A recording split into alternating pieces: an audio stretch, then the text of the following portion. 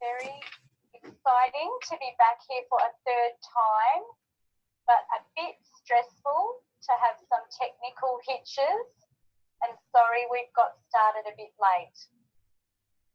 I'd like to acknowledge the traditional owners of the land that we're meeting on. Here in East Melbourne, it's the Wurundjeri people of the Kulin Nation, and pay respect to their elders, past, present and emerging. So today's topic is, what can I ask for in my NDIS plan? And I'm delighted to introduce our first speaker or presenter, Vanessa Alford, who is a planner with the NDIA in Perth. And we are going to keep signing, and I'm going to copy the lip patterns. So Vanessa will be signing in Perth, and Susie, her interpreter, will be voicing there. So if you want to watch Vanessa and you want to make her bigger on the screen, you can hover your mouse. There should be a blue button, or if it's on an iPad, just click where you see Karen and Vanessa. Maybe Karen and Vanessa, if you can wave, so everybody knows who it is. So you can either watch Karen and Vanessa, or if it's clearer here, you can watch us, or keep it open so you can see everybody. But just put in the chat if you need any assistance with seeing the signing or hearing the speech. Okay, so I will hand it over to you now, Vanessa. Thank you. Great. Okay, can everyone hear me okay? Yep, good. Shall I start? Okay, thank you. First, I'll just introduce myself. I'm Vanessa Alford. This is my sign name, Vanessa. I might just click and just make sure that I'm bigger so that I can make sure I'm seeing what I'm saying as well. Okay, good. Okay. So I'm a planner and I work at the NDIA. I've been there now for about 1.5 years. It's been wonderful meeting so many different participants. We've had deaf, deafblind, people with CP, so many variety of disabilities amongst the participants. But today we'll focus on deafblind, potentially also deaf with a variety of vision impairments also. But just a reminder that the NDIS are encouraging participants to make contact and jump in and get into the program and into the system. We've had many different systems over the years and how the funding has been allocated to people, but there have been some changes recently. A lot of people have said that they have had goals in the past, but they haven't been able to achieve them. We want to let people know that that is now a possibility. You need to let the person know, the planner that you're meeting with, what your goal is, regardless of whether you think it can be accessed or not. If you let them know, we can talk about what type of access you can have to your goals, what you need to be able to achieve them, and what supports that would be able to put in place that are not yet there. Your goals are very important, and it's very important to make sure that you let them know specifically what it is you're wanting to achieve, so we can make sure we find the best supports appropriate for that goal. Potentially, maybe one of your goals is to make sure that you feel safe in your own home. Perhaps you need some modifications to the living space in your home or the lighting. Perhaps it's if somebody rings the doorbell, you're not sure who's there because there's no way of accessing. the information. So we'd make sure that there was an OT assessment within your plan, so that they can come in and have a look and see what it is you do need to make sure you are safe. It might be that once the OT does the assessment, they make some recommendations and you can trial that equipment. I will talk a bit more about equipment later. But so we have DAE, so daily assistive equipment. That's particular for, it could be anything that will potentially make a positive impact to your life at home.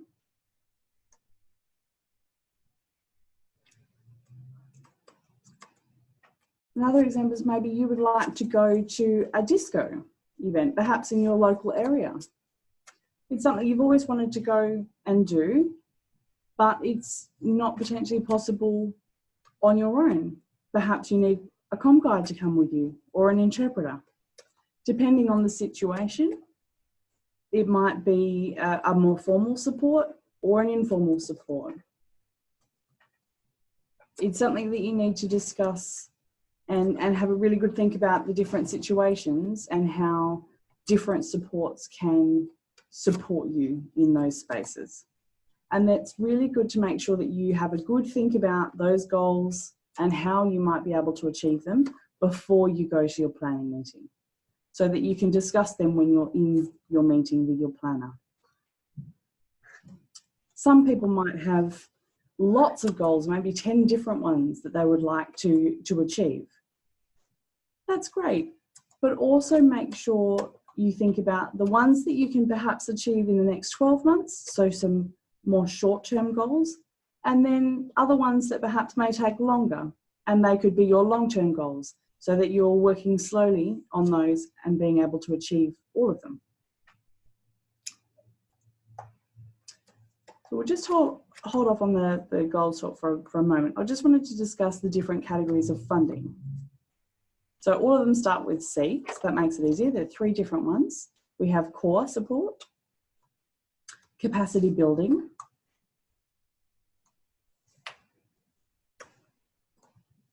and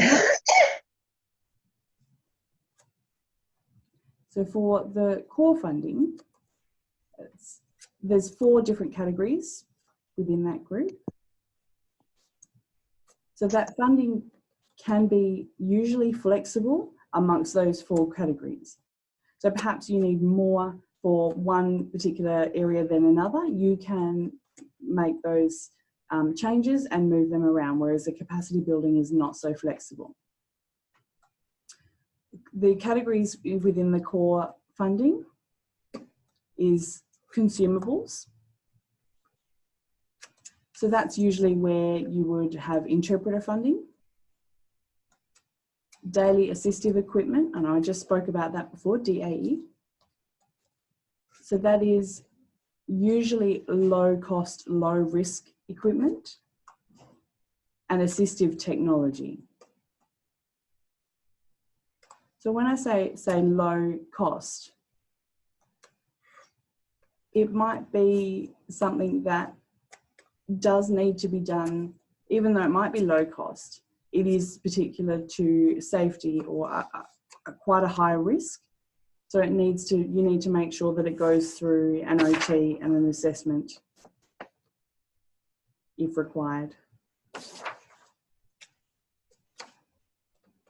So I've got a few examples of what some daily assistive equipment might be.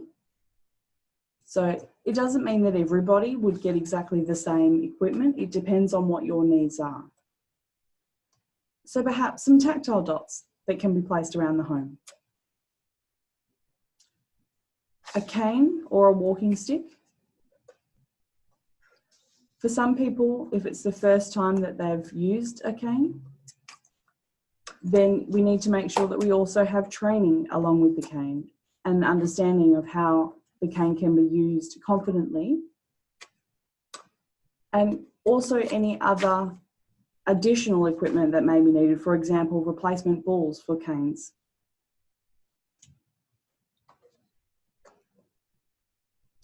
So also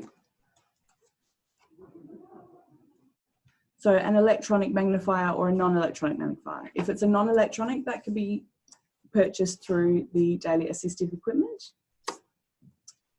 Also with any other hearing aids or hearing services required, there's usually a membership fee that's paid annually. So that's to maintain the hearing aids or produce batteries. That's also under the daily assistive equipment.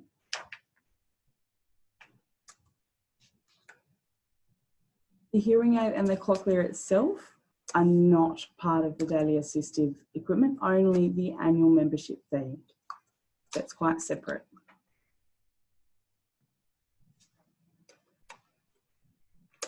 Perhaps you need a calendar that is larger in print. That would be under daily assistive equipment.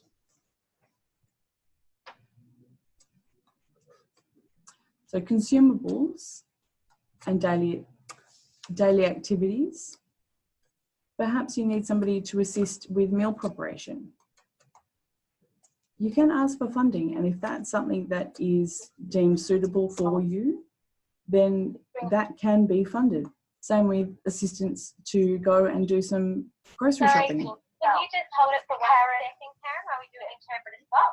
I just realised Vanessa can't. Interpreter swap. So can you just communicate that to Vanessa because she can't see us? To go back. And can she please go back slightly? It's Meredith, just while we've done that interpreter swap, Karen, can I ask that you record on your device? I am. Great. Also, I just wanted to make sure everyone's got captions that needs them.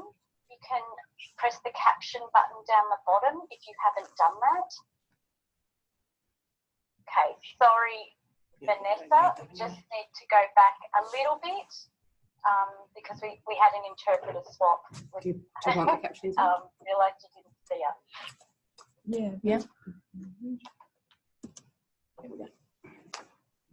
Lovely. Oh, wow, that's very clear. That's amazing technology. I'm very impressed. When it works, it's wonderful. That's right. True. Okay, so I'll just go back a little. Okay, so daily activities. So perhaps if you need somebody to go and assist you with shopping or some personal care, perhaps assisting in the shower, that would be under daily activities.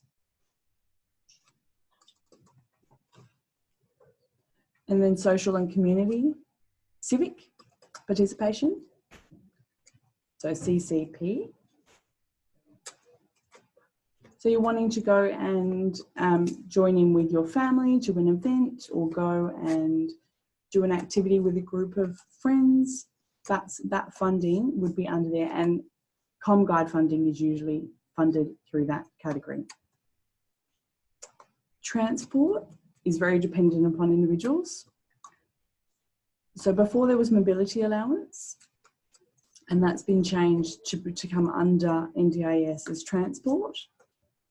So if you're, and it's very dependent on individuals or whether they have the ability to go and use public transport or get out about themselves or whether assistance is required. So those are those 4 areas. And now capacity building. It's got quite a lot of examples, and there's 8 categories. Therapy and those supports that come under any therapies. So it's about being able to improve upon the skills that you have already. So perhaps if you have support and you're wanting to try and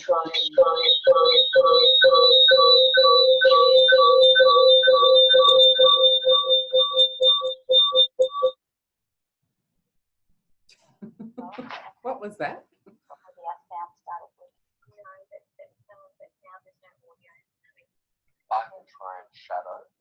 I can try and shadow. Vanessa and shadow her signs. No, have we? I can try that. Oh, because I must have muted. have you, we're still here.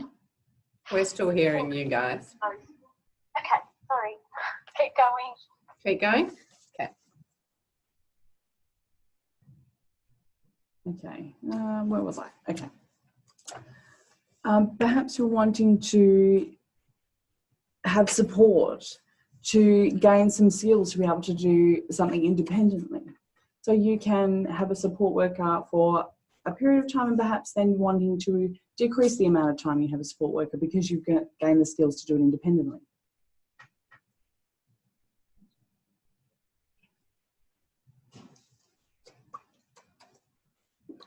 Public transport training. So some people need some support to be able to gain the confidence to use buses and trains and trams. Then they will be able to work with you to provide strategies to gain skills in learning to use a public transport system and then be able to do that independently, perhaps go and meet friends and get out about within the community.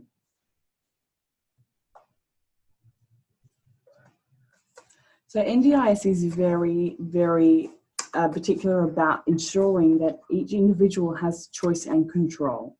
So it's about what you are wanting to do and how we're able to support that, or how supports are given, whether it's with a service provider or, so it's about making sure that you can get exactly what you need. It might be that you have to access a few different service providers rather than one particularly. Perhaps you are interested in self-managing. So you organise the supports you need and pay those invoices. You might find that you would like to do that. That sounds quite good, but you don't quite have the skills yet. We can organise within the plan. Perhaps this year you do maybe half and half or a percentage. It's up to you and how you feel you can manage those funds or those skills. Perhaps you would like to first see how you go and then work towards self-managing your whole plan. You may not want to do that at all. You may like to just use the agency management.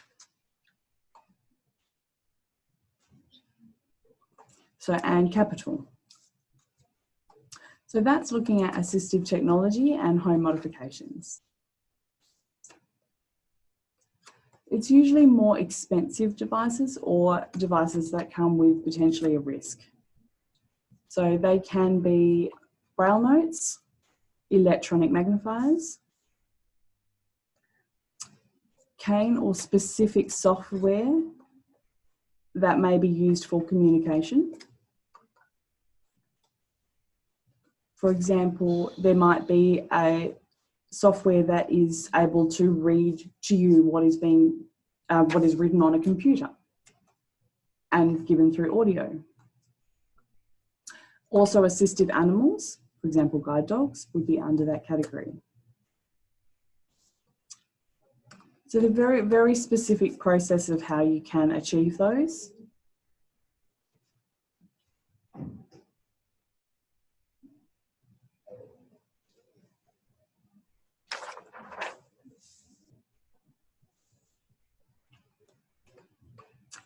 Other examples might be that you decide you'd like to gain more confidence in being a part of your family. So you might use some funding from both the capacity building, so through therapy, and also your core supports to be able to gain that confidence and reducing the need for supports. Some supports may stay the same throughout your life, whereas others, as you gain skills, may be able to be reduced over time. I think I've probably covered everything. I don't want to double up on the information that you're receiving, so I might leave it there.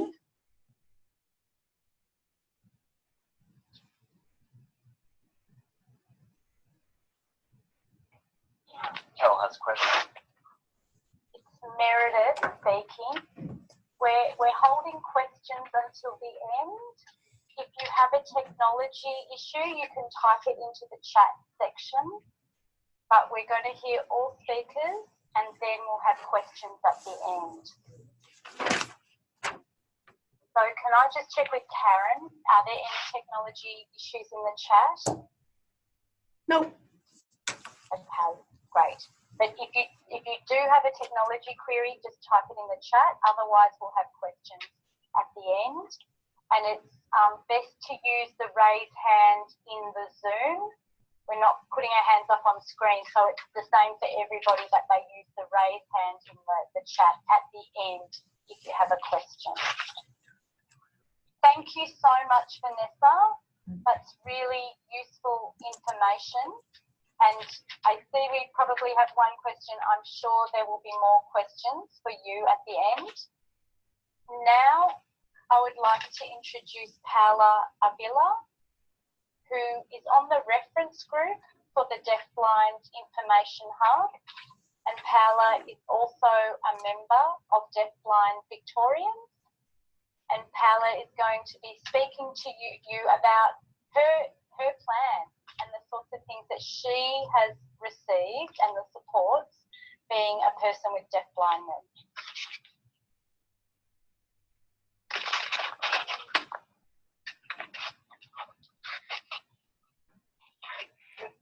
No, Paula was there. Paula was there.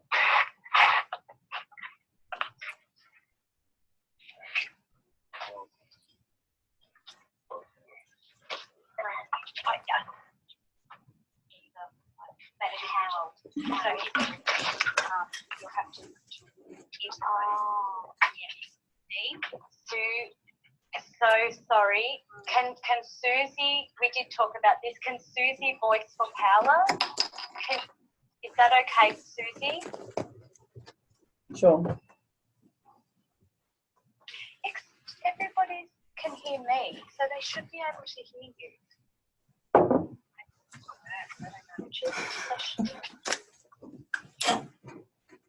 Susie, I'm not sure how it all works, but should I be voicing from this phone? Can everyone hear me from the phone, or? We can hear you well.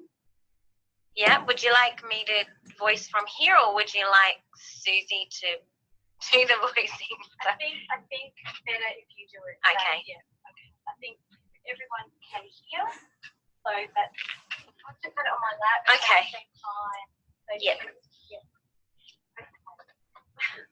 Sorry about all the technology problems. If this is your first webinar, they're usually better. And please come again, and hopefully the technology will work next time. So apologies. Okay, so over to you, Paula. Okay, hi everybody. So my name is Paula, and this is my sign name, and I'm from Melbourne. I'm deafblind with Ushers. I know some of you out there, so hello everybody. I want a big thank you to Meredith for asking me to come here and speak today about my NDIS plan. It's a really great opportunity for me, so thank you. So most of the topics within my NDIS plan, I'll be talking about those and breaking them down a little bit. I'm sorry, I've got 7 months pregnant, so I've got a little bit of a baby brain at the moment, so I'll do my best. I'm going to read my notes to help me kind of keep track of where I'm going. Sorry about that.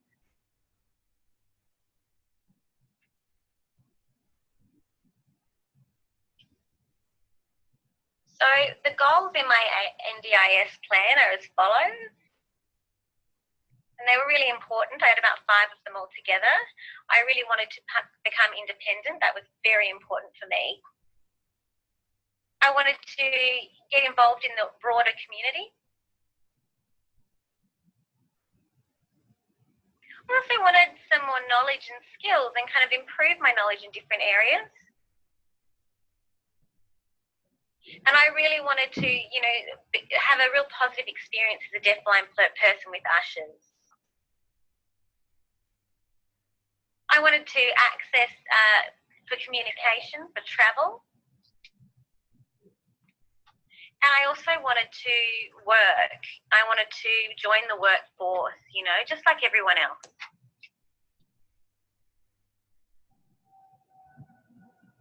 So, for example, when I was in my NDIS plan, I outlined these goals. You know, I said that I wanted to go to a cooking class, and I mentioned a variety of different cooking classes that I thought were really fantastic. I also said that I wanted to have regular personal training, training sessions that were ongoing. And also I wanted to run my own business. You know, I've always had a dream of being a deaf blind consultant. Like Vanessa said before, it's really important that you get involved into the hearing community and that you're able to communicate, you know, particularly with your family if you're from a hearing family. So, you know, so that you can get involved in all areas of life. Also, I wanted to travel to, you know, and do different workshops and go to different events and obtain different training. I wanted some assistive technology. There was a variety of different things there that I was looking for. And I also wanted some OM training. Yeah, some OM training.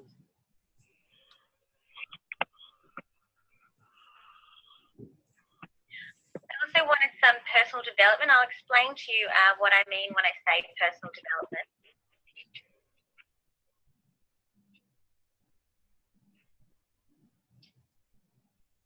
As Vanessa was talking about before, she mentioned core funding, and that's extremely important in your NDIS plan. I had a number of different things I wanted. I'll try to keep it short.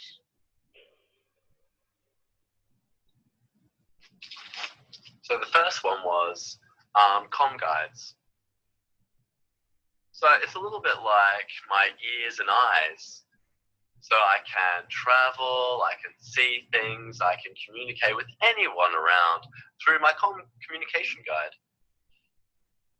But you know, like interpreters can be like good for workshops and families and stuff like that. So I can book that through too as well. So that's it's a good way to become part of anything that you want to be part of. Secondly, interpreters. Yeah, they're really important.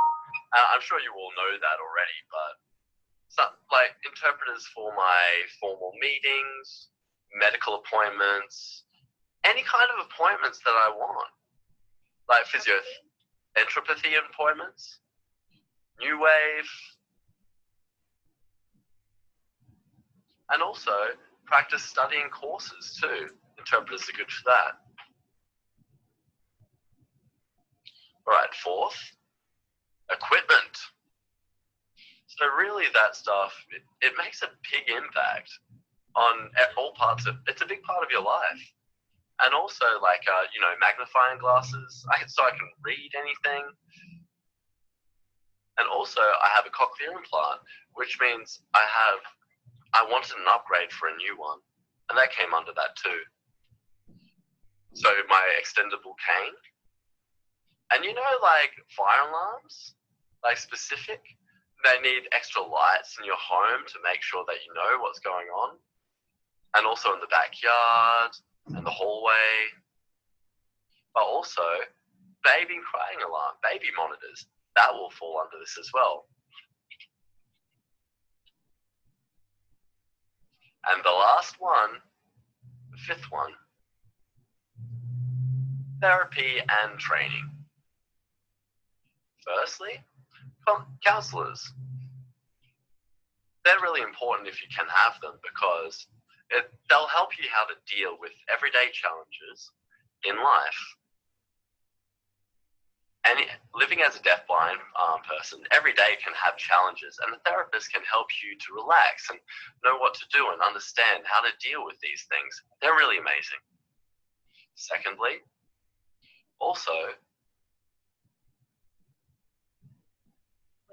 web design. Web design training is something that I had in my plan to help me keep working for Deafblind Victoria, Deafblind DBV, to allow, yeah, so web design training was really important for media and the entire deafblind community.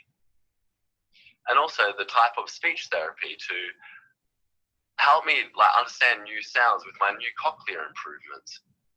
Yeah, that's been invaluable for the upgrade. Right, fifth one, also Braille machine. It's great for training and study in AbleLink. AbleLink, you can find them. So I can contact AbleLink through that machine, and training to learn how to use the pram, a special pram. That. Also, skills development, like teaching me how to control my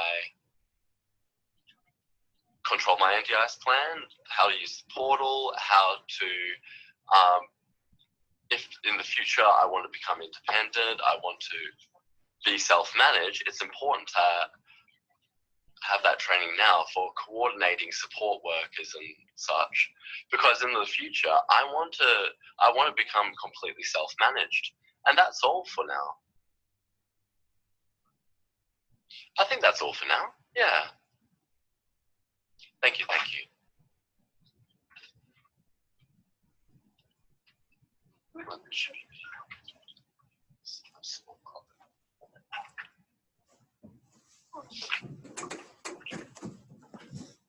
Okay.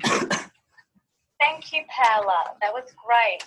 I think it's really important to hear from a person with deaf blindness about their experience and the sorts of things they're getting in their plan.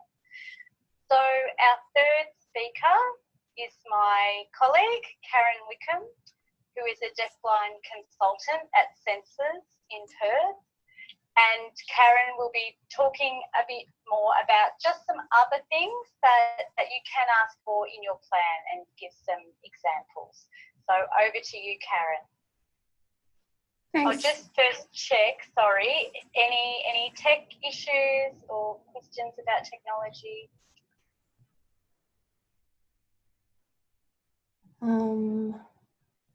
That's for Mary. Carol's put a question up asking, can she share something, please? So do you want to do that first? Yep, we'll be first when Karen's finished. So we're just going to hear from each speaker, and then I'm sorry, just be patient. And we'll have. Yeah, that's cool. That's completely cool. I'll be quick, Carol, I promise. So thank you, Vanessa, and thank you, Paola. That was just such useful information, really valuable to all of you here. Look, I wish I could just give you a list of this is what you can have in your plan, because a lot of people ask that question, even when they've been given lots of information. Well, what can I ask for? What can I have? You don't go to your planning meeting with a shopping list. I guess what's really important and what's come out of what Vanessa's told us and what Paola's told us is that you've got to have a really good think and really do some concrete planning about what your goals are. Because what your goals are is what will decide what goes into your plan. I hope that makes sense for people. It's really worth time investing to have a think about not just what you want to achieve, but what you need to achieve those goals. I encourage people to, when you're thinking about your goals, be quite broad in your goal. For example, if you were thinking about moving out of home, your goal wouldn't be, I want to learn how to make dinner. You'd make your goal much broader. I want to learn, I want to get the skills that I need to be able to move out of home and live successfully. So you've got a nice big umbrella that you can fit lots and lots of things under. I'll give an example. This is an actual goal from one of my clients' plans. I want to transition to live independently in my own accommodation with appropriate supports to no longer live with mum. So that was her real goal. We talked about before her planning session, talked to the planner about it, and we talked about what was needed in order to be able to support her to reach that goal. So she needed some therapy input from allied health professionals, so from an occupational therapist, some plans around cooking and cleaning and managing a home and budgeting, and some programs that her comm guide would then be able to help her carry through. So your therapist will come up with that basic plan of what's required, and then the comm guide will be helping ongoing to make sure that that transition is going to be successful for that person. So really important that that is included under that goal. Things like orientation and mobility, both Vanessa and Paula had mentioned. So getting training, how to get around in a new environment, is going to be really important to make that transition successful. So including that. And that can include an assessment for a guide dog if that is that person's journey and where they are. And along with that goes all the things that you need if you're going to have a guide dog as well. So if you've included that under your big broader goal, it should be included as something. Vanessa talked about support with coordination if you need help with your plan, or specialist coordination. Some capacity building would be really important with that kind of goal. So helping someone to learn social skills, how to have a roommate, how to live with another person that's not your mum, how to be responsible for that new environment that you're being, and for the social norms and the rules of society that this person was not familiar with. So really needed some capacity building around that goal to make that a reality for her. She needed to have a functional vision assessment that needed to be included in her plan. So we could figure out in this new environment how her vision was working and what sort of additional supports and equipment that she was going to need in order to be able to do all these new things that she needed how to do. Obviously interpreting, again, have a think about it. When you're thinking, yes, I need interpreting in my plan, but you really need to have a think before you talk to your planner about, well, how much interpreting do I need? Where would you be using interpreting? So obviously for all your medical appointments, but all of this therapy that you're going to be getting to help you achieve your goal, you're going to need an interpreter in those settings as well. So for your medical, for your therapy, and of course, most importantly, for your community access. So think about, if I can do this, what sort of things am I going to want to access? If you can go to your planning meeting and saying, well, I think I'm going to be going to half a dozen advocacy meetings a year. I'm going to be going to this community event twice a month. I want to be able to go to family events, my hearing family, birthday parties, weddings, funerals, etc. I need to have an interpreter in those environments. So start to have a bit of a think. So you've got a realistic idea of what you're going to need. We go in and say, I need interpreting, then you're not taking control. You're not advising the planner. You're not telling the planner about what you need. And that's a really, really important part of the process. And that, again, comes back to your preparation to making sure it happens. With therapy in it, the more complicated AT stuff, they will prescribe for you. So they'll prescribe, if they're in your plan, they will come, they'll do their assessment, they'll prescribe what's needed, equipment-wise. They'll organise the training for the equipment. Once you have new equipment and you don't know how to use it, you need to have in your plan enough access for training to be able to teach you how to use that equipment properly. So there's a lot of things that come under those big goals, like being safe in the community or having access to the community. It's a big, broad goal and requires a lot of thinking and a lot of support underneath that goal. I guess I want to point out that everyone's goals are going to be slightly different. So don't be don't be disheartened or don't be swayed by what other people are asking for or what other people are getting. It's about your goals and what you need to attain those goals. And from a deafblind perspective, it's about making sure that the planner has got that information. You know, we're lucky with Vanessa that she has that experience and has that knowledge, but most planners won't. And most planners that you meet will not have any or very little knowledge about a deafblind person's life and what's required to make those steps happen and to make their goals a reality. Won't really have a lot of knowledge around that.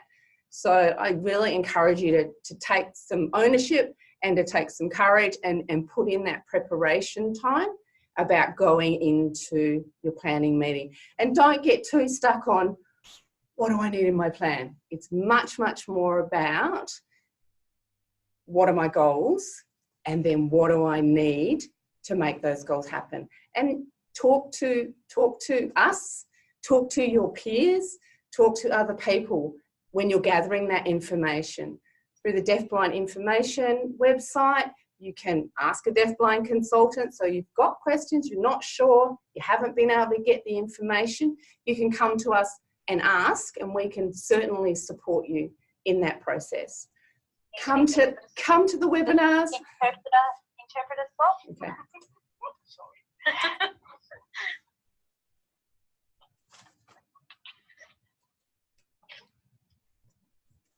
Okay. Yep. Thanks, Karen. That's okay. So come to the webinars. Please participate in these in an ongoing way, because it's not just about your learning, it's also about sharing with everybody else your experiences, like Paola did so beautifully today. I think I'll leave it at that because I'm sure there's lots of questions. So we'll pass back to Mary and we'll move on to some questions. Okay. Wonderful. Thank you, Karen. So now we will definitely go to Carol first, but I just want to let everybody know, I know you can all see each other, but not everybody can see. So we want you to use the Zoom feature. There's a hand up button. You might have to click more underneath the chat to find the hand up. And I guess you can wave like crazy if you can't find hand up or can't find the chat, but I think a lot of people have been on the Zoom now and know how to do it. So I will hand over to you, Carol.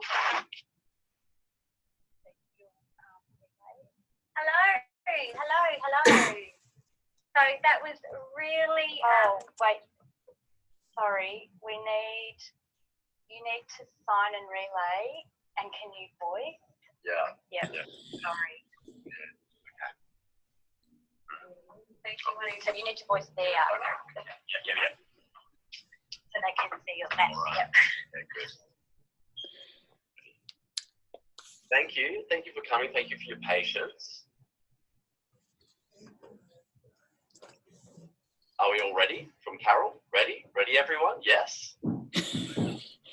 Right, you got your wiggle room? Cool. I'd like to share a little bit of an interesting thing with Vanessa about the NDIS, about course supports.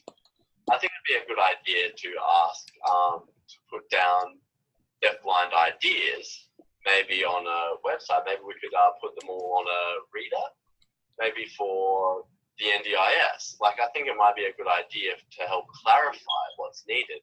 Like, so, you know, rather than having like a hard think by yourself, maybe working together. Okay?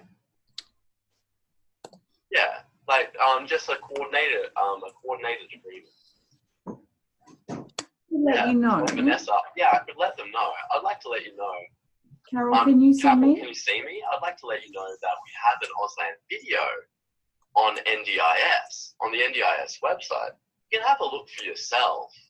Also, we have different books and information all available for online for you. So please post or go to your office, your local office, and ask for a printout on those things. They have visual English cues as well. Yeah, it's all there if you want. From Carol, thank you very much. I also have another point about interpreters. So I told the LAC, the local area coordinator, I asked them if how many hours would I need a year for interpreters. So I put it all down and gave it to the planner. About 6 weeks, took about 6 weeks, and it came back as 60 hours. I was like, looking at that, but I was like, I want technical training, and I was very angry. I asked for organizational support as well, and I was very angry about that. I didn't get that, so I negotiated with the OT for extra time. Yeah. From Vanessa, why only 60 hours? I don't know why only 60 hours. It really depends on. I can't give that answer. From Carol, I have a lot of stuff. Like I needed OT, occupational therapy for Braille. I need people to come in and fix things. I need the interpreter to be able to help me communicate with people that come in and help me with my life. From Vanessa, yeah. So really, you need to. One person signing at a time. Need to watch really closely, only one person at a time, because the interpreters need to relay.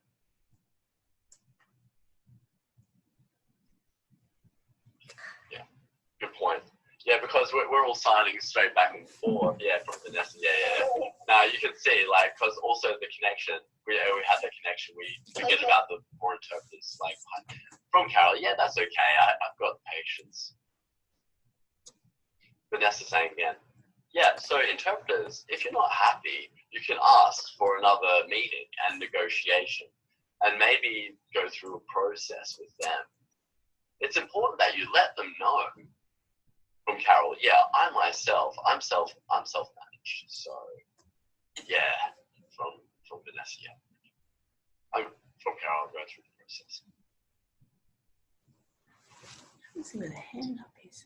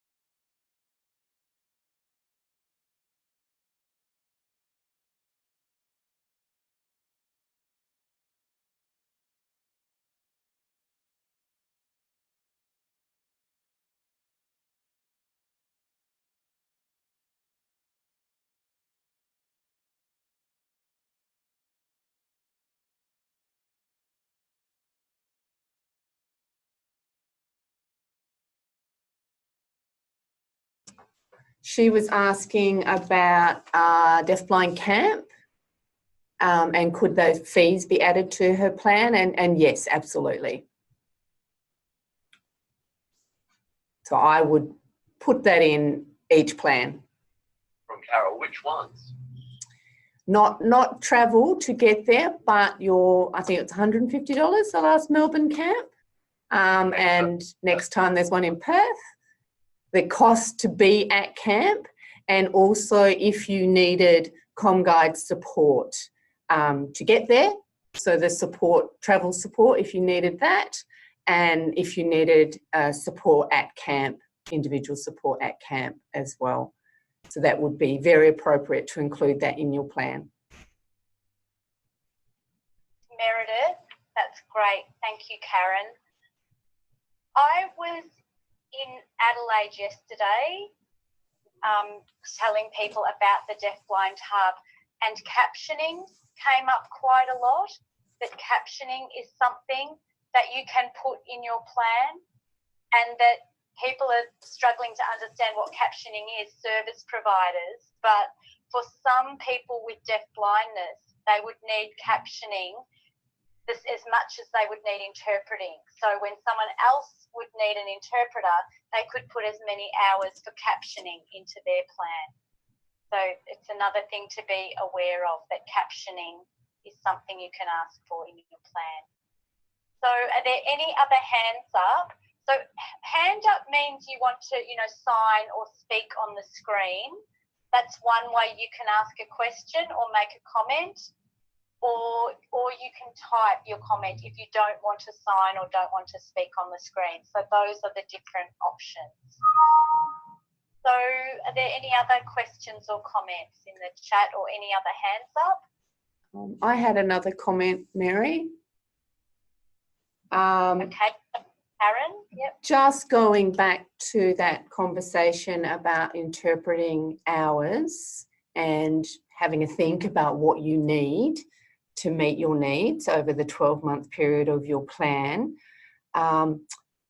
Remember and highlight with the planner that minimum bookings for interpreter is hour and a half. For some organisations, it's 2 hours.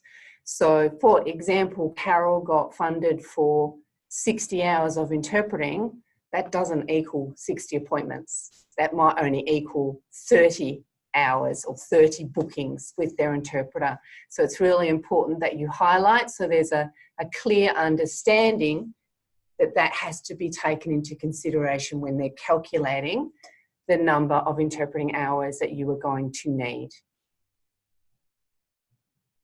Another really important point, and this was been raised through Deafblind Australia and nationally, when you're talking about your comm guides and the support that you need from your comm guides.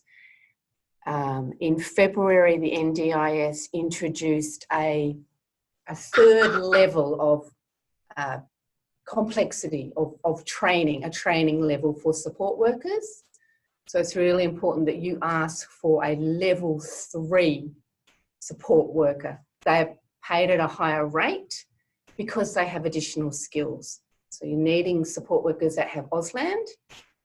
Your baseline support worker, you won't have Ausland. So you need support workers with specialised skills. So your support workers, your comm guides need to be funded at level 3, the complex rate. It's really important to, again, it's raising that awareness with the planners that that's what's required in order for you to be able to fulfil your goals. You can't have generic support workers. You need specifically trained support workers that can help you to interact with your community and do all the things that you want to do. So that's another really important point to remember and to make a little note for when you're going into your planning meeting.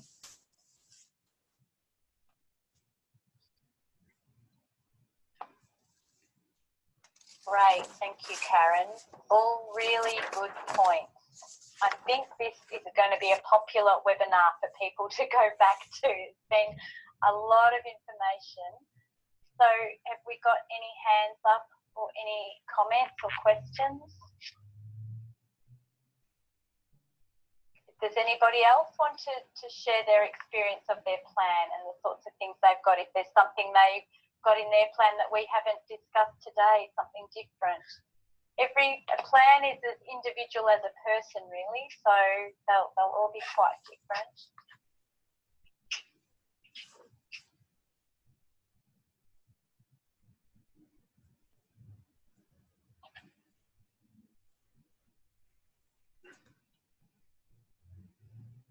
We've got a couple of people I can see online who have their planning sessions coming up. We'll be rolling out soon. I guess I'm curious how they're feeling and if they're feeling prepared, or is there more information that they feel they need to be properly prepared for their plan, for their first planning meeting.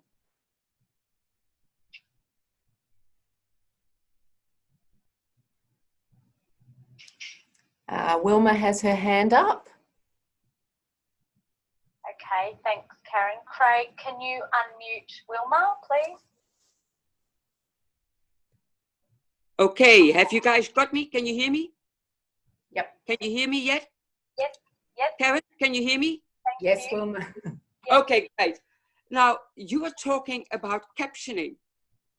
And the Australian movie industry, being what it is freaking hopeless as captioning DVDs.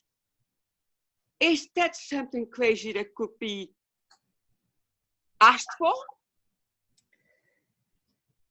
That's a good question, Wilma. Yeah, sometimes I have good ones. I don't know. Vanessa, do you have an answer to that? I don't know. I've never had a client ask for that, so I don't know. But maybe Vanessa might be able to answer it better.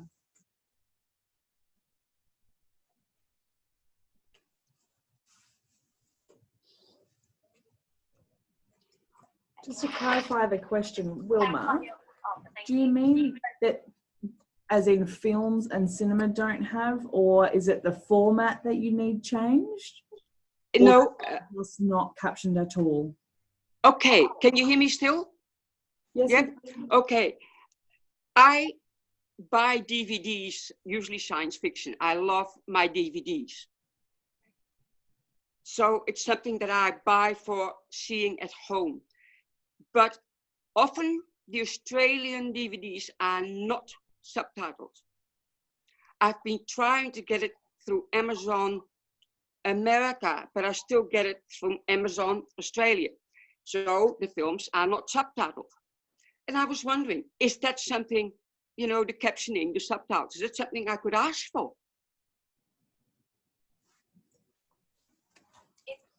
That's a really interesting question. If you, I mean, it's something that you enjoy, I cannot see why not. I'm not sure the copyright laws though, and how you're able to work through that. But I can't see why you can't use funding to be able to put captions on something you enjoy watching. But it would just be needing to look at the legal side of the copyright. Wow. Up to this moment, I hadn't even thought of it. And to me, it matters. Hold on a moment. We're just doing an interpreter swap. What? They're doing an interpreter swap. All right. I hadn't realized how much it mattered. I'm sort of thinking under consumables that if we get captioning as an access issue as part of your plan and get some funding, you can use it to caption whatever you want, Wilma. So yeah. I'm sort of thinking that just under consumable support, under that core support, that could be possible. It's going to be a very good test, I think, Wilma. I like it. Be a good test. Oh, wow. And what was the other thing? Oh, that's right, yeah. Because I haven't used it before, which would be a system to listen to music that is not at home. I use headphones, but when I go to concerts, I would like to have something that's better than my hearing aids. My hearing aids do not do music very well at all. So I would like that in my plan. It's something I haven't had before, but I'm getting to the point that I need that. Would that be a problem because I haven't had it, or?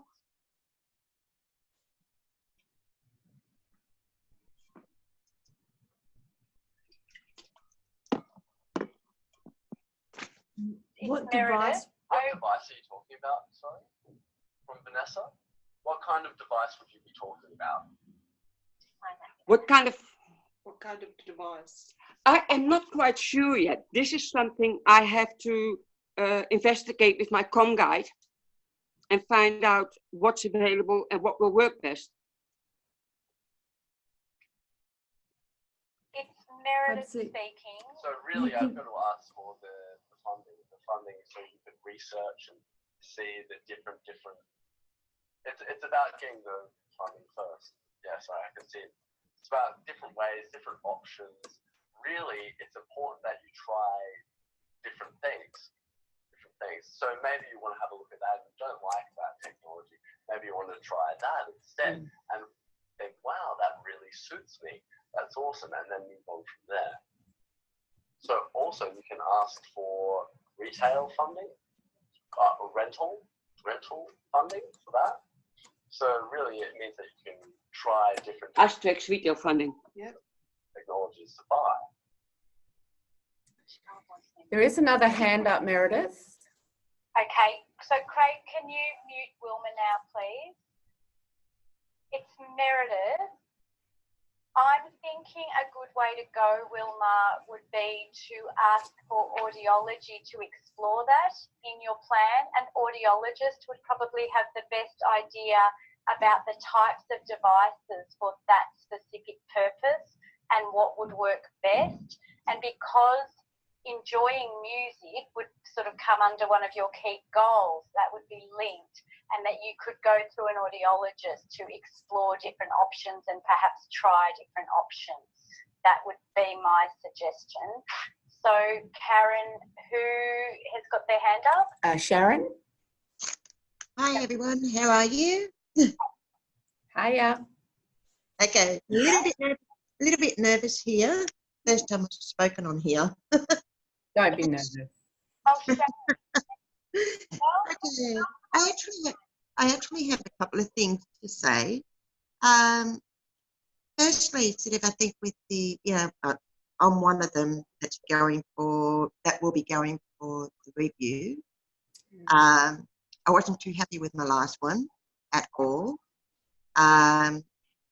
Very few things that I had discussed at the review planning didn't happen.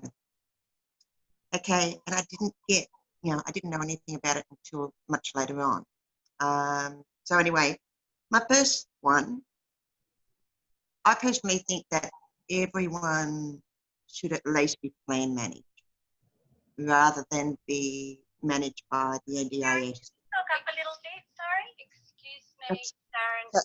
There we go. Is that better? Is that better? Through a phone, so it's a bit tricky. If you could hold your talk closer to your speaker, your microphone. Okay, is that better? Yes, a bit better. Thank you. That's a bit better. Okay. Wow, I'm having to talk up very close. Okay, so the first thing I would recommend is that you be, that we all sort of be plan managed rather than NDIS managed, because it is very, I've found it to be very restrictive. Try and get a senior planner that's going to listen to you. Yes. The other thing too, is there a reason why we're not able to see our plan, like when we have the plan review, is there a reason why we can't get to see our plan before it gets submitted by the senior planner? Meredith, good question, Sharon, and I'll hand you over to Vanessa.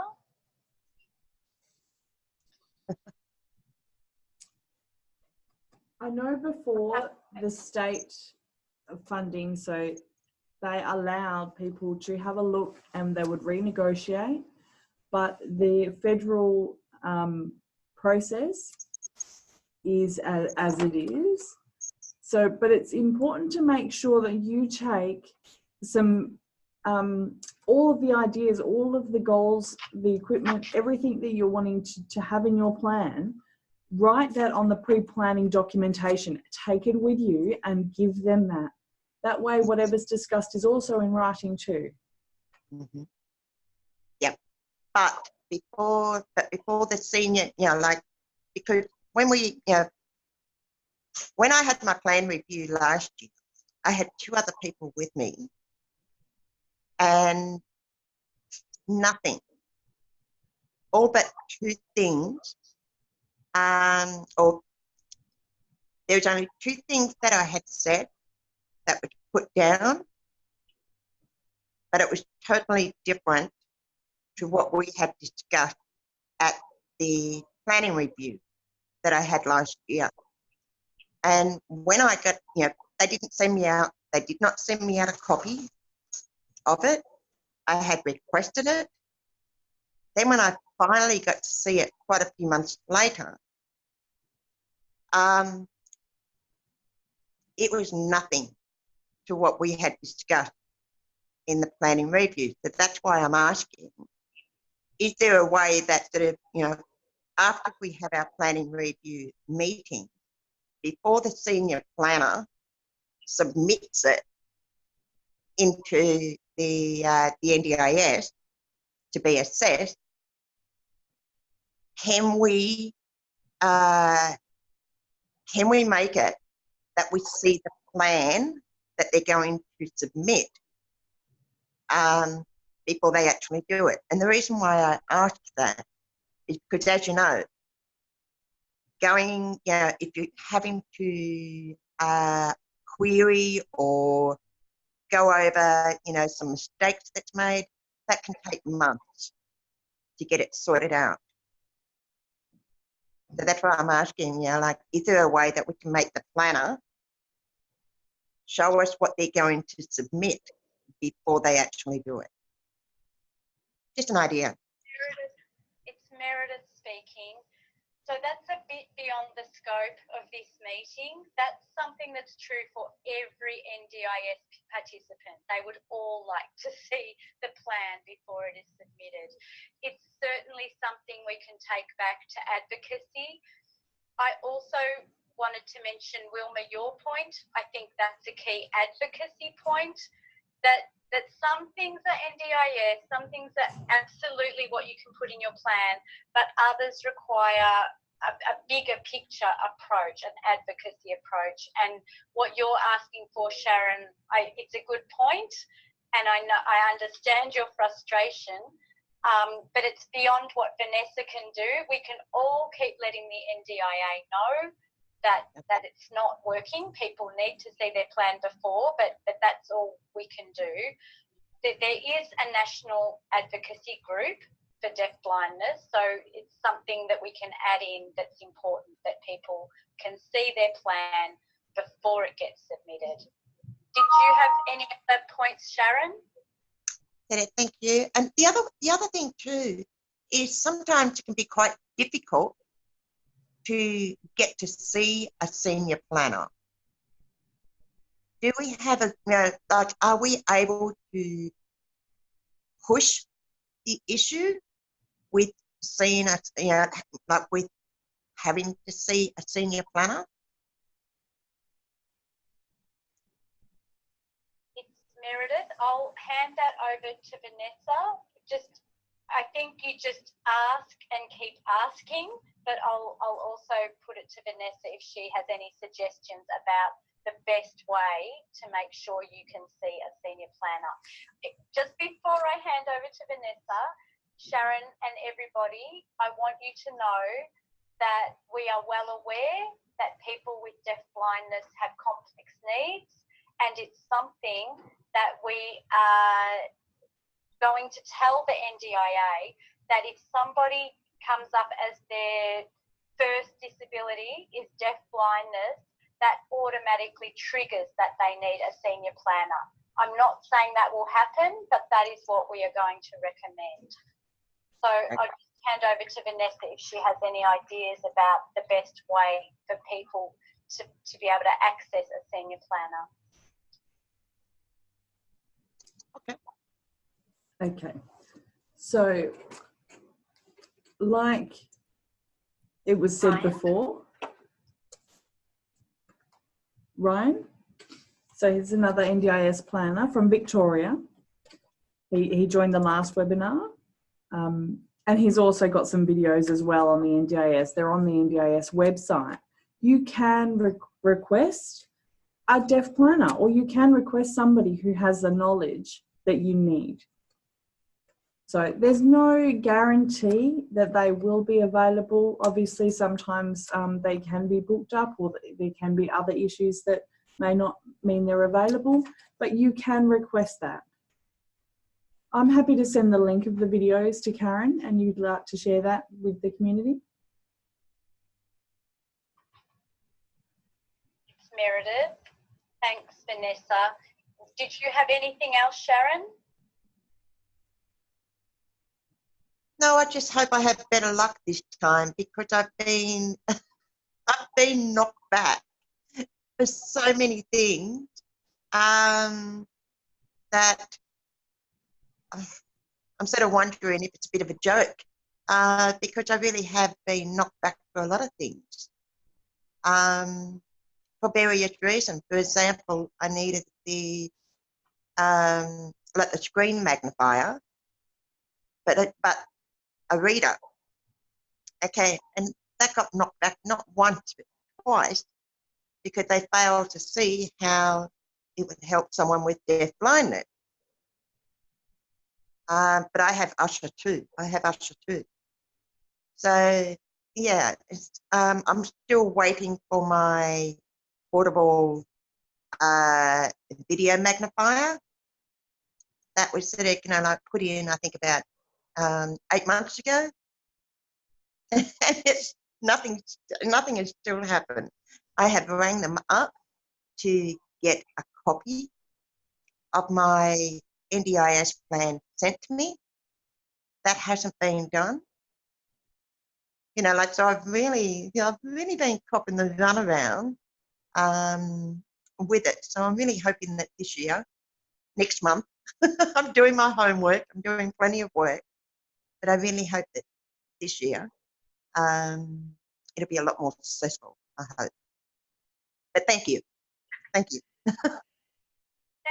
Thanks for that, Sharon. So, Craig, can you just mute Sharon and we'll do an interpreter swap?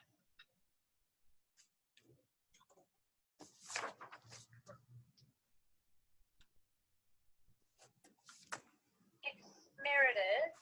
I'm sorry to hear that, Sharon, but I also do know that it's not an uncommon story. I guess we're all well aware that there are issues and things people aren't happy with about the NDIS. And these webinars are really to look at how we can get the most out of it, but also recognising some things won't always go as smoothly as we'd like. And there's advocacy going on as well. And I guess as long as you're as well equipped as you can be in the meetings, that's the best you can do. And we'll keep working with the system and hoping that it will improve in time. So, Karen, does anybody else have their hand up or any other comments? Carol wanted to have something else to share. And I'd just say... I've got a little idea that I want to add, sure, from Carol. Yeah. Okay, I'd just say, Sharon, private message me and I can give you a little bit of help before your next planning meeting. I'm happy to do that if you'd like to. I know you've got my contact details. So there's just a couple of things that I'd like to check that you've covered going into this next planning meeting. So send me a private message and I can give you some help with that. But Carol had something else to say. It's Meredith. It's really important not to sign unless you've put your hand up and then I invite you to sign, because most people can only see the interpreter or myself. So it gets very confusing if the interpreter is trying to interpret different people signing. So it's really important to put your hand up, and the people on mute don't have the option to jump in. The people on the screen can jump in with signing, but we need to make sure that it's fair for everybody and everybody has the same access. So just a little reminder, we're all learning with this new technology and it's changing all the time, especially having presenters in Perth and presenters in Melbourne, and that you are all around the place. But just something to remember. If you want to speak or have any comment, it's really important to put your hand up and then we will invite you to speak or to sign when it's your turn in line. Okay, so now Carol, over to you. Right, great, thank you. I've been pretty patient. I'd like to share one of the problems with the process, they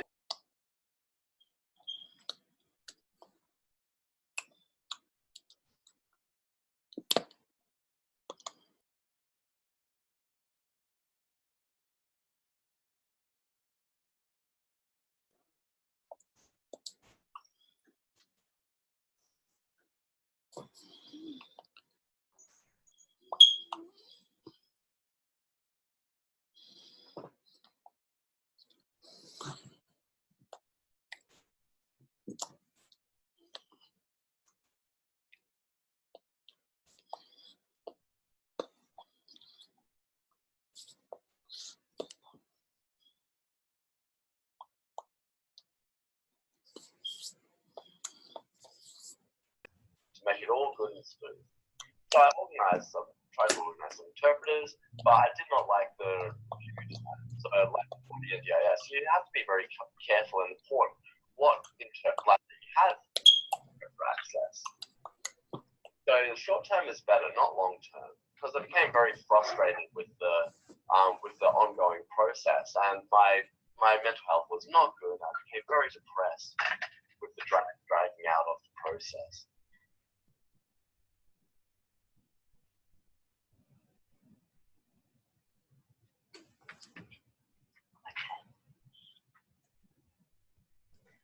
We also have a hand up from Claire, Mary. Okay, thanks.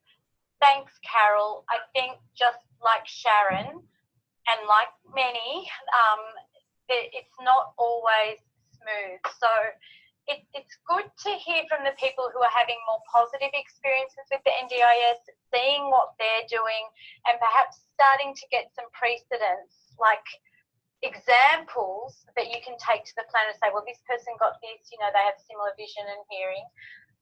But I do understand it's really challenging and very frustrating when it doesn't work out. So Claire, Craig, can you, I'm not sure which Claire it is, can you unmute Claire?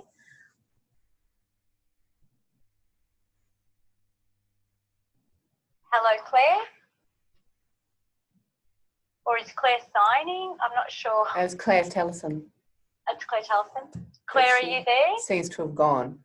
She was there. Oh, okay. Wilma also has her hand up again. Who, sorry? Sorry, Wilma. Wilma? Yep. Yep. Craig, can you unmute Wilma, please? Can I talk? Yes, Wilma, go ahead. Okay. I don't know whether you're aware, don't know whether you're aware of this, but on my screen, I only get Karen and Vanessa. I do not get the Melbourne mob. I've been seeing Karen and Vanessa the whole time. Are you aware of that glitch? You can see me.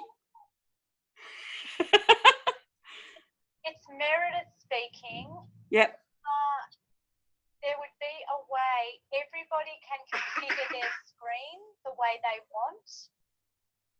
So, do you have some guide with you? I've got Melanie here with me. It might be good to see if you can play around. You might have pinned Karen and Vanessa, and you might need to unpin them to go to the screen with everybody. Oh, yep. Got it sorted. Got it sorted. Thank you.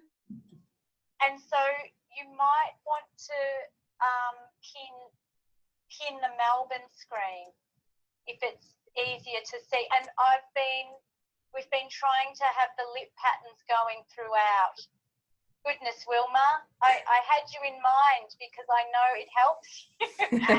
So hopefully for the last little bit of the webinar, you'll be able to watch the lip patterns from now. Got it. Got it. Thank you. Great. Okay, great. I'm glad you asked. And for other people, you can have the screen set up in different ways. You might want to have it pinned on the Melbourne screen, but then if you know somebody else is signing, you might want to click out to see them signing. There's different things you can do with your screen to make it work best for you. So, Karen, any other hands up or any other written comments?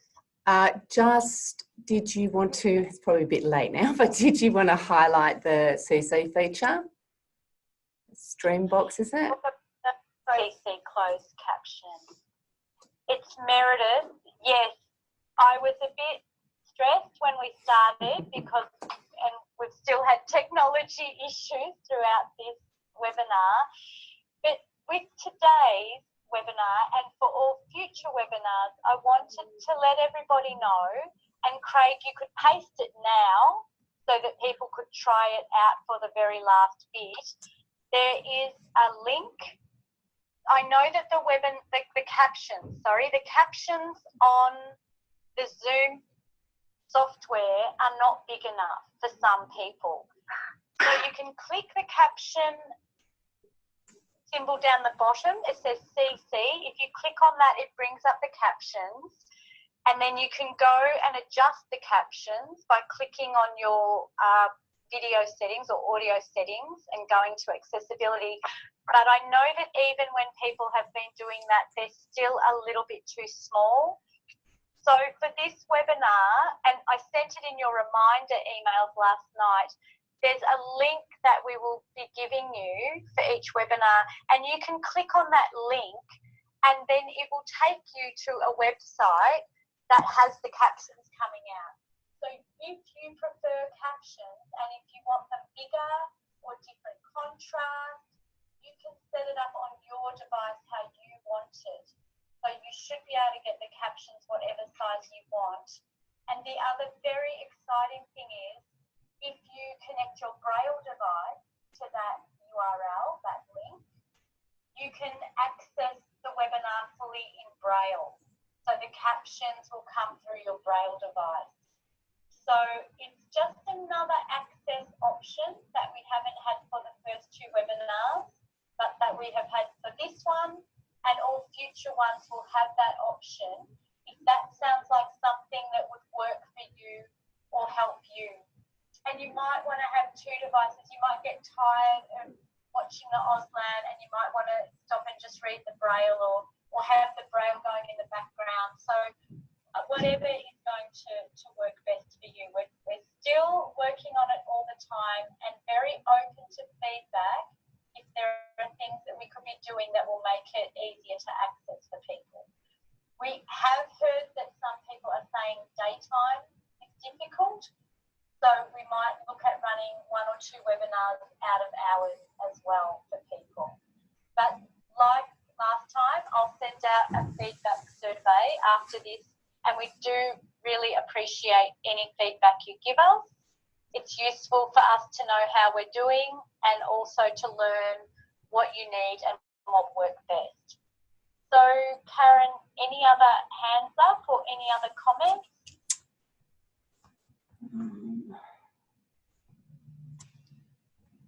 No, I think we're good. Okay. It's Meredith. I know there are a few new people today. There's a few familiar faces and voices and names online, but quite a few new people. So welcome to those if it was your first webinar. Hopefully the next one will get off to a smoother start. But I hope you've enjoyed being able to link in with people from around Australia and having that focus on deaf blindness.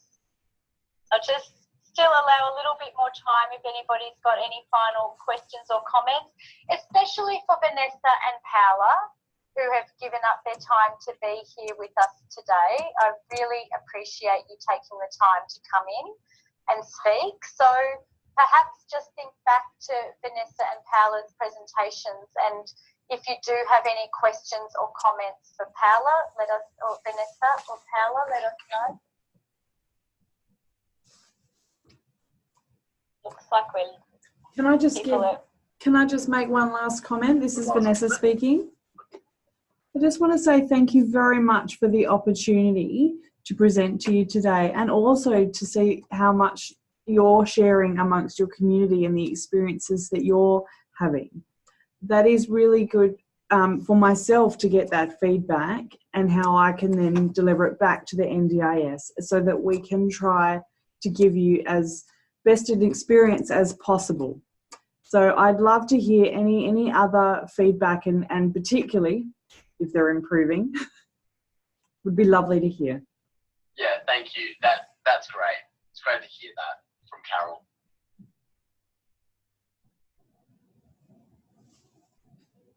Thank you, Vanessa. It's really good having somebody from the NDIS here to join us. It's good having that perspective, and it's a two-way information sharing. We learn a lot from you, and yes, hope, and it's great to hear that you've learned something from us as well. Thank you. Any final last call?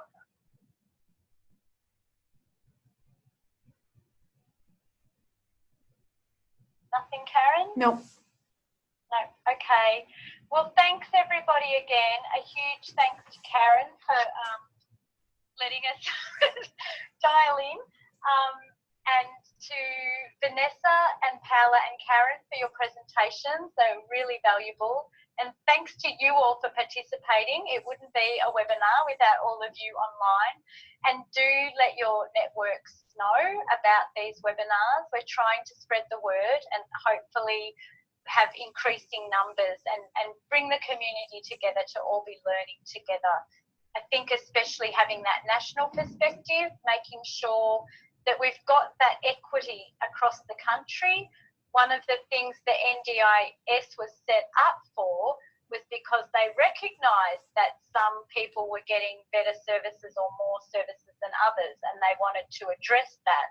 So I think it's great that we can come together from all states and learn from each other and hear each other's experiences. So thank you. Thanks a lot to Sarah and Benji for interpreting today, and to Susie in WA. Thank you. And a big thank you also to Lee, who was captioning with the Zoom, and to Michelle, who was captioning into the URL link. So a big team of support, and thanks to Craig on IT as always. So the next webinar is I think it's the 23rd of July. You'll be hearing from me on the Deafblind OS list, and also the DBAUST, sorry for the interpreter, and also on the Deafblind Information Facebook page, and trying to put it out as much as we can. So stay tuned. And the next webinar will be about plan management. So what the difference is between agency managed, plan managed and self-managed. So that's what the topic will be. We'll look forward to hopefully seeing you all again.